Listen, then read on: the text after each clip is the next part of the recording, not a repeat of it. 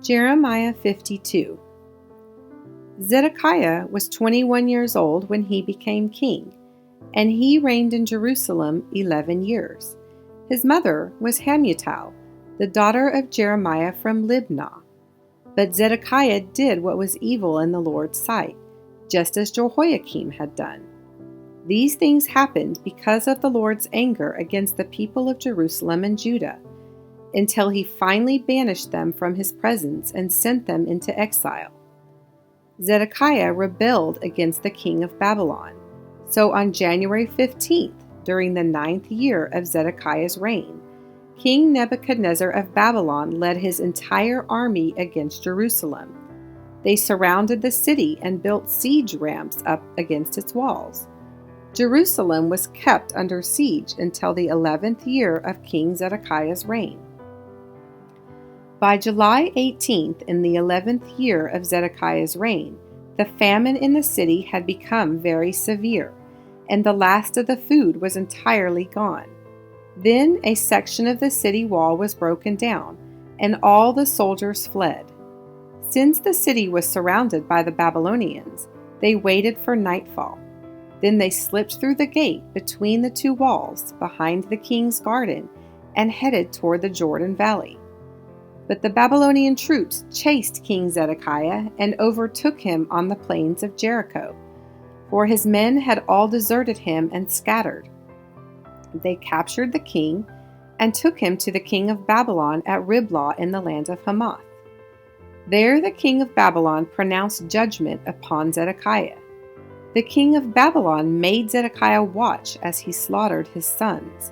He also slaughtered all the officials of Judah at Riblah. Then he gouged out Zedekiah's eyes and bound him in bronze chains, and the king of Babylon led him away to Babylon.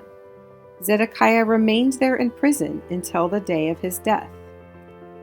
On August 17th of that year, which was the 19th year of King Nebuchadnezzar's reign, Nebuzaradan, the captain of the guard and an official of the Babylonian king, arrived in Jerusalem. He burned down the temple of the Lord, the royal palace, and all the houses of Jerusalem. He destroyed all the important buildings in the city. Then he supervised the entire Babylonian army as they tore down the walls of Jerusalem on every side. Then Nebuzaradan, the captain of the guard, took as exiles some of the poorest of the people, the rest of the people who remained in the city, the defectors who had declared their allegiance to the king of Babylon, and the rest of the craftsmen. But Nebuzaradan allowed some of the poorest people to stay behind to care for the vineyards and fields. The Babylonians broke up the bronze pillars in front of the Lord's temple, the bronze water carts, and the great bronze basin called the sea, and they carried all the bronze away to Babylon. They also took all the ash buckets, shovels, lamp snuffers, basins, dishes, and all the other bronze articles used for making sacrifices at the temple. The captain of the guard also took the small bowls, incense burners, basins, pots, lampstands, ladles, bowls used for liquid offerings, and all the other articles made of pure gold or silver. The weight of the bronze from the two pillars, the sea with the 12 bronze oxen beneath it, and the water carts was too great to be measured. These things had been made for the Lord's temple in the days of King Solomon. Each of the pillars was 27 feet tall and 18 feet in circumference. They were hollow, with walls 3 inches thick. The bronze capital on top of each pillar was 7.5 feet high and was decorated with a network of bronze pomegranates all the way around. There were 96 pomegranates on the sides, and a total of 100 pomegranates on the network around the top.